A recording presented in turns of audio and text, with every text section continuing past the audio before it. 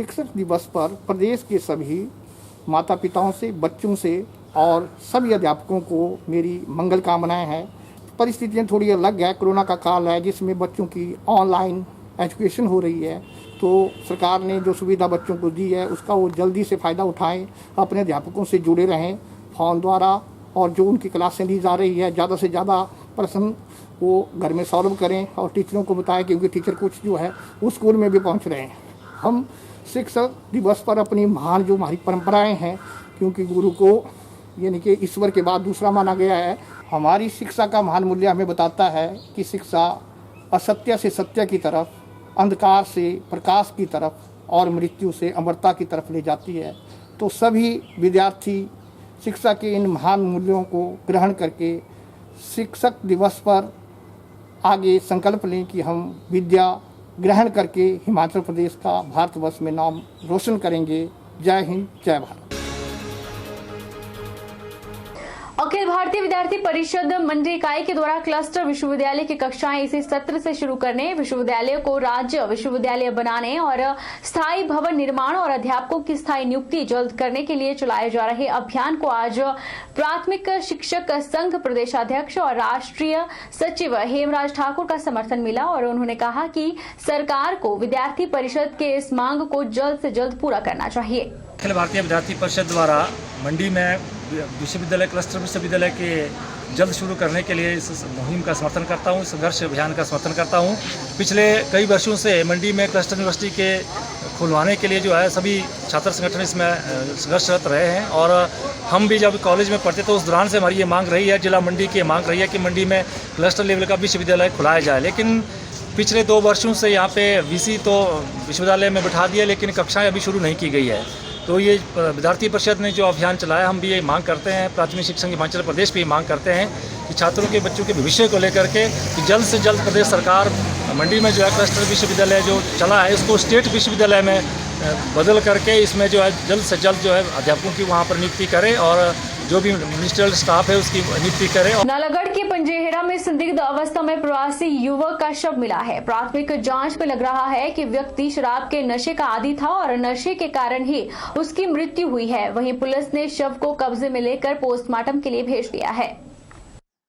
मिली जानकारी के अनुसार सुबह तकरीबन 8 बजे जोगो थाना में पंजेहरा के प्रधान हरमेश कुमार ने सूचना दी कि पंजेहरा में पूर्व विधायक के मकान के नजदीक खाली प्लॉट में एक युवक का शव पड़ा है, जिस पर जोगो पुलिस ने मौके पर पहुंचकर शव को कब्जे में लेकर छानबीन शुरू कर दी है।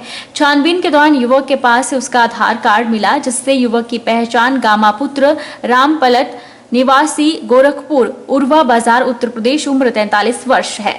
पुलिस ने बताया कि प्राथमिक जांच में लग रहा है कि व्यक्ति शराब के नशे का आदी था और नशे के कारण ही उसकी मृत्यु हुई है। उन्होंने बताया कि मौके पर शराब की बोतल भी बरामद हुई है। फिलहाल पुलिस ने शव को कब्जे में लेकर पोस्टमार्टम के लिए नालागढ़ भेज दिया है और आगामी कार्रवाई जारी है।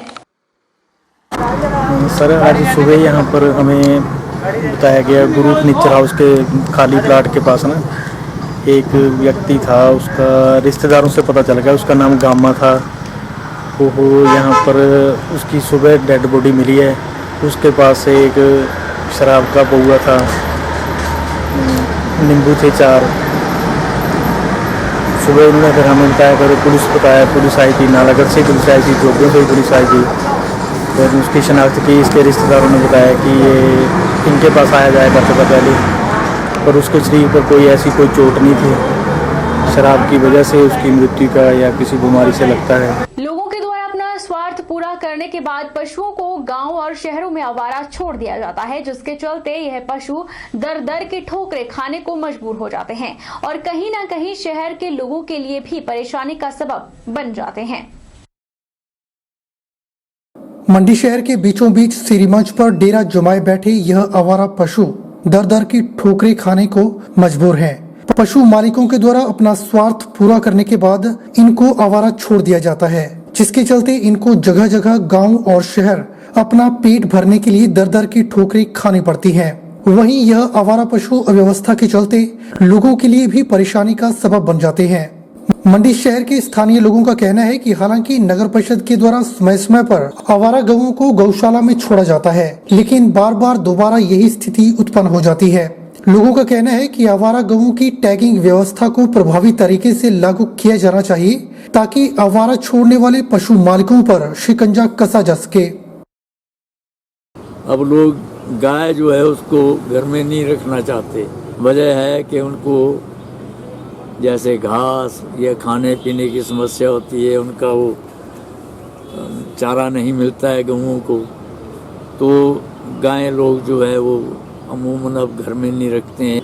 टैग करके और हर एक बैल और गाय का जो मालिक है उसका पूरा नामकरण करके उन मालिकों को का बुलाकर और मालिकों को कुछ न कुछ पनिशमेंट देकर, जुर्माना वगैरह लगाकर इसको रोका जा सकता है। सुबह शाम कई बार तो चलना मुश्किल हो जाता है। 10-12 कुत्ते खड़े होते हैं तो उनको लांघने में भय लगता है कि कहीं ये कुत्ते काटने ना पड़ जाएं, और ख़ासकर छोटे बच्चों को। तो इसका प्रबंध तो म्यूनिसिपल कमेटी को और एडमिनिस्ट्रेशन को करना चाहिए। ऐसे गायों का है, गऊओं को उठा के जो इन्होंने गौशालाएँ खोली हैं वहाँ इनको रखें ताकि इनका उचित प्रबंध हो सके। वहीं मंडी शहर में पार्किंग का काम करने वाले पार्किंग बॉय का कहना है कि पिछले कुछ दिनों से शहर में आवारा पशुओं की तादाद बढ़ गई है और यह आवारा पशु रात के समय कई बार पार्किंग में लगी गाड़ियों को नुकसान पहुंचा देते हैं। उन्होंने नगर परिषद से मांग की कि इन पशुओं को गौशाला में छोड़ा जाना चाहिए, जहां इनको भोजन के साथ सुरक्षित वातावरण मिल सके। ये जानवर हैं, गौ हैं, जैसे कुत्ते हैं वगैरह हैं, तो वो भी इतनी परेशानी थी कि पार्किंग में भी गाड़ियाँ वगैरह नीचे गिरा देते हैं। अब कई बार आदमियों को घायल कर रहे हैं, कभी टक्कर मार देते हैं चलते रहते। हफ्ते भर में देख लो सर, अभी पिछले कुछ दिनों में 3-4 दिन में इन्होंने गाड़ियाँ बहुत गिरी थी, नुकसान भी हुआ, कई स्कूटी इन्होंने तोड़ दी हैं। अब ये है कि जो भी है पार्किंग में या कहीं और श्री मंच में भी अभी हमारे को उठाने पड़े हैं। ये कभी भी आदमी को मारने पड़ जाते हैं, कभी कुछ है, इससे समस्या है। तो थोड़ा से जिनके लिए जगह बनाई जाए, या गौशाला जैसी जगह से इनको छोड़ रहे हैं तो उनको भी देखना चाहिए थोड़ा से, या गौशाला छोड़ दें या कहीं छोड़ दें तो यही अच्छा रहेगा, क्योंकि मंडी में बहुत हो गई। रुकेंगे एक छोटे से ब्रेक के लिए, ब्रेक के उस पार फौरन लौटेंगे, आप बन रही हमारे साथ।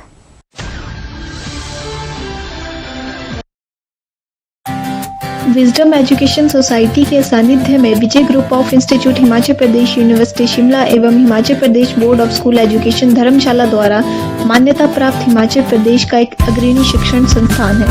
इंस्टीट्यूट में BBA, BCA, BCom, PGDCA, B.Ed तथा DLED के कोर्सेज उपलब्ध हैं। कॉलेज प्रयासरत है छात्रों के चहुमुखी विकास की ओर, जिसके लिए कॉलेज उपलब्ध करवा रहा है डिजिटल क्लासरूम्स, विभिन्न प्रयोगशालाएं जैसे कि कंप्यूटर प्रयोगशालाओं का उपयोग ऑनलाइन एग्जामिनेशन के लिए भी किया जाता है, जिसमें 150 से अधिक कंप्यूटर मौजूद हैं तथा साथ ही नेचौक कस्बे में अर्ध लाइब्रेरी के अभाव को दूर करने के लिए विजडम एजुकेशन सोसाइटी ने कस्बे में शिक्षा प्राप्त करने वाले बच्चों समेत स्थानीय युवा पीढ़ी को अपने कैंपस में पुस्तकालय की सुविधा उपलब्ध करवाई है तथा साथ ही विजय ग्रुप प्रयासरत है कि कोरोना महामारी छात्रों के विकास में बाधा ना बने, इसलिए विजय ग्रुप छात्रों को ऑनलाइन रजिस्ट्रेशन की सुविधा प्रदान कर रहा है, जिसके माध्यम से छात्र घर बैठे ही अपनी एडमिशन की प्रक्रिया को पूरा कर सकते हैं। इसलिए vijayiinstitute.com वेबसाइट को विजिट करें तथा ऑनलाइन रजिस्ट्रेशन पर क्लिक करके फॉर्म को फिल करें। अधिक जानकारी के लिए हमें संपर्क करें।